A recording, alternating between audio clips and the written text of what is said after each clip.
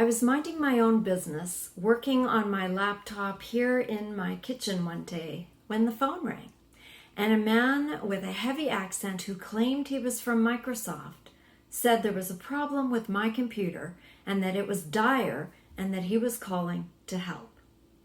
Now, usually when this happens, I hang up, but this time I got mad and I got judgy. And I said, "Oh, really? And how exactly do you know that?" I asked. And he started talking about my PC, which I don't actually have. So I let him ramble on a bit, and then I decided to let him have it. I said, "You are a horrible person." And there was dead silence on the end of the phone. And then I said, "How dare you do such awful things to people by lying and by making up stories to swindle them out of their hard-earned money?" I paused, and he very weakly said, But ma'am, I'm from Microsoft." And I said, "No, you're not. You are not. You are preying on people who believe that you are trying to help them get rid of a virus in their computer when in fact you're trying to steal their money. What you are doing is terrible. How can you sleep at night? What would your mother say? You should be ashamed of yourself." And then I hung up. And after I took a deep breath, I felt very sanctimonious and satisfied that I had taught that scam artist a lesson, which is unlikely. But it made me feel good to think of him as a noxious weed in the great garden of life.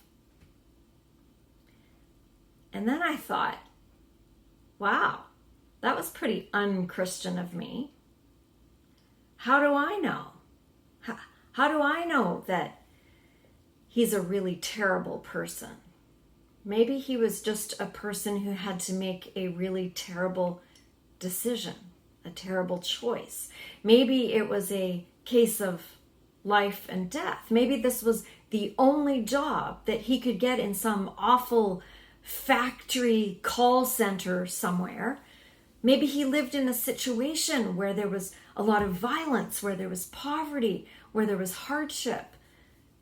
And maybe this was the only kind of work he could get to feed his family, to call faceless strangers in another country that he would never meet and pretend to help them with a computer virus while duping them out of some money they have. Maybe he didn't know that's what he was actually doing. Maybe he was told that the people he was calling were rich and wouldn't miss it. We just don't know. Maybe he was facing a difficult choice of having to do something nefarious and illegal, or not being able to eat or provide shelter for himself or for his loved ones. Maybe he was paying back a debt. Maybe he was an indentured slave under some kind of modern slavery system. Maybe this work was the lesser of two evils. Maybe I should have just hung up.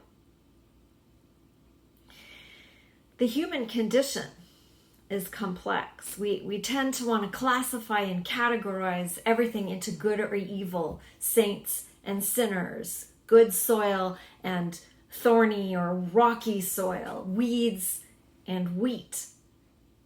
And what's fascinating about this text is that it seems to be saying something else under the surface of it. It seems to be saying, let them be, because they exist, both the wheat and the weeds. And just wait and see. It seems that we are not called to weed this particular garden.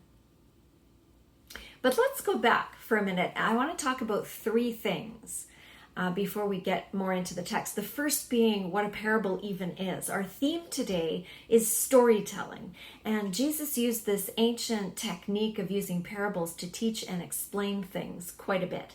And parables are not what they first seem to be.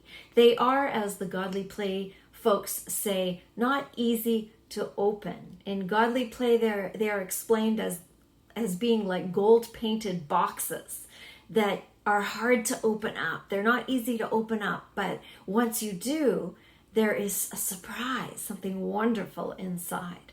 Parables look innocent enough on the surface. They look like nice little sweet stories, but they usually contain a twist or a pithy saying at the end, or a deeper meaning, kind of like when you peel back the layers of an onion. And not all understand them on first hearing. Let those with ears hear. So parables are nifty little stories that actually have more going on than they seem to on the surface. That's the first thing.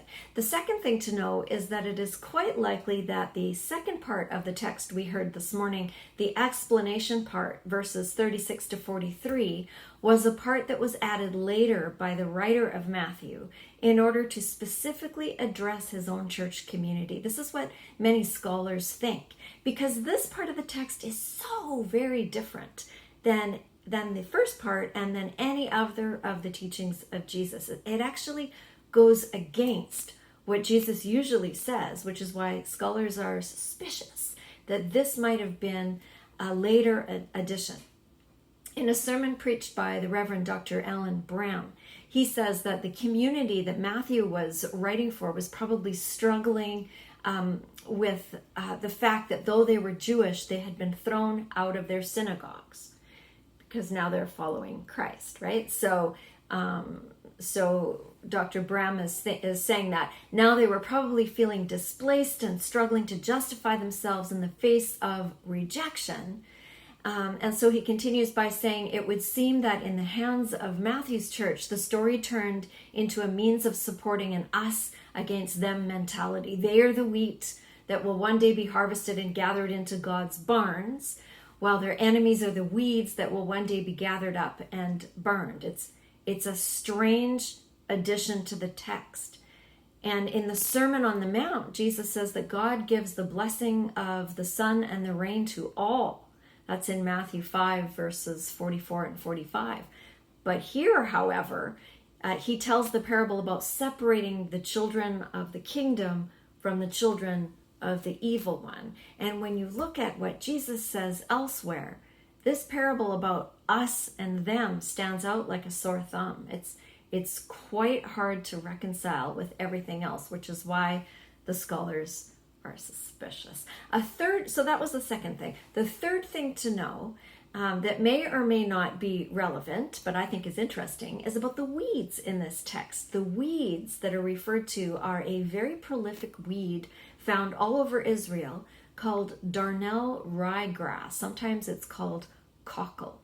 And these are sneaky, nasty weeds. And kind of like my telephone scam artist, they pretend. So in some places they're called false weed. They're sneaky because for most of the growing season, they look exactly like wheat. You can't tell them apart. So much so that the only way to tell is when finally the top part blooms, when the wheat bud, I guess, actually blooms. Wheat is heavy and it will flop over, whereas the false wheat or the darnel ryegrass will stand straight up. And so the only way you can tell is at the very end, right before you harvest it, which ones are wheat and which ones are weed. And did I say that darnel ryegrass happens to be poisonous? In some instances, if you ingest it, it is fatal. So it is nasty. Talk about evil, right? But another thing that's interesting about the whole thing is that sabotaging of wheat fields in first century Middle East was not unheard of. In fact, there was a Roman law against doing it. So people used to do that. They used to run around and throw these weeds into people's wheat fields. And if you tried to pull out, you wouldn't know that you were sabotaged until the plants grew and bore fruit. And by then, if you tried to yank out the weeds, you would yank out everything, including your wheat, because the roots would be all intertwined and the whole thing would come apart and would be ruined if you rip them out before they were finished flowering and before they were ready. So we have this parable, the top part of that text, told by Jesus. And then we have a writer addressing a specific situation in a new community of Christ followers who then re-explains the Jesus parable with his own spin on it, we think. And then we have poisonous evil weeds growing in the wheat. What a story in a small amount of text. So what do we do with this? What might this strange text say to us today? Well, as humans, we often want to put ourselves automatically on the side of the good guys. You know, the way I was being all sanctimonious with my phone call. It's human nature. And when we read the parables of Jesus, we often do the same thing. Who here immediately plunked themselves last week when we talked about the parable of the sower into the good soil? Right? Or this week, if we're dividing ourselves into the wheat and the weeds, who envisions themselves as the wheat rather than the poisonous, noxious weed? We do that, and we pretty much always think we are right? Have you been reading comments lately on social media feeds or underneath articles, news articles? Have you been tempted to weigh in with your own opinion? Maybe you have already. Have you quickly figured out how nasty people can be in those comments when they are faceless and they are just writing, right? Have you tweeted or written a letter to the editor? Maybe you've just screamed at your television or your radio. I have very often wanted to do that and have somehow held back most of the time. The polarity and the judgment and the opinion sharing and the positioning is rampant, isn't it? And we naturally tend to see ourselves on the side of good versus evil, no matter what side we think or believe is right. I do it. I'm sure you do it. We are complex creatures and we are trying to live meaningful existences in a challenging world. And even when you are saying something or writing something that you are sure is good and decent and that no one could possibly disagree with, someone out there is going to. Or they're going to judge it, or they're going to take it the wrong way and say something. As Taylor Swift says in her song, haters gonna hate. But maybe we don't know the whole story. And so rather than rip out the weeds with the wheat and ruin everything, maybe we should take a breath. Maybe we should wait. What might have actually been going on for that telephone scam guy, right? Because I don't know the whole story. It's very, very hard for us to know the whole story of what's going on in someone else's world, what struggles they are having, what experiences have led them to how they think or how they see the world, what they have to do in order to survive or in order to find meaning or purpose or make sense of what's happening. We don't know. The thing is, in this parable, we are not called to judge. We are not called to weed that garden. We are, in fact, called to wait and see what blooms. And interestingly, the weeds in this text actually don't destroy the wheat in the end. The wheat is gathered up at the end just as it would have been before. The weeds are allowed to grow, and then the wheat and the weeds are separated. We, as children of the kingdom, are invited to bear fruit, to do our own growing and to flourish and to bear fruit, to follow the teachings of Jesus and to do our best in the field, in the garden, and to bloom and to grow as we can. Now, that doesn't mean we don't stand up for injustice. Rather, the opposite. Jesus' whole ministry was about inclusion and healing and justice and care of those who need it most by all of us. That's how we make the kingdom here on earth. We are all kin together, everyone on the planet. We have to look after each other and we have to look after the planet. We are always called to action in that regard. But do we need to spend so much time wrestling in the weeds? It might not accomplish what we think it might. We might, with all our arguing and fighting and judging and polarizing, just rip each other apart and ruin the whole thing. Plus, it takes a lot of energy. Being patient and focusing on our own growth and waiting to bloom and bear fruit is not the same as doing nothing.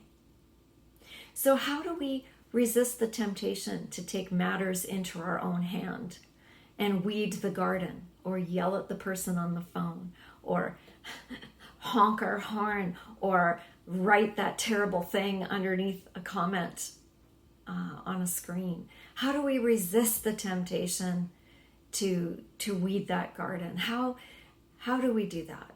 What can we do to fertilize and nourish and promote well-being and the flourishing of the wheat in our own lives and in the lives of those with whom we share community? And what can we do to help others around us who we can see need our help?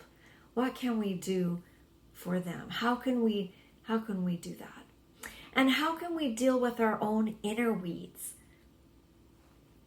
that are growing and festering and intertwining?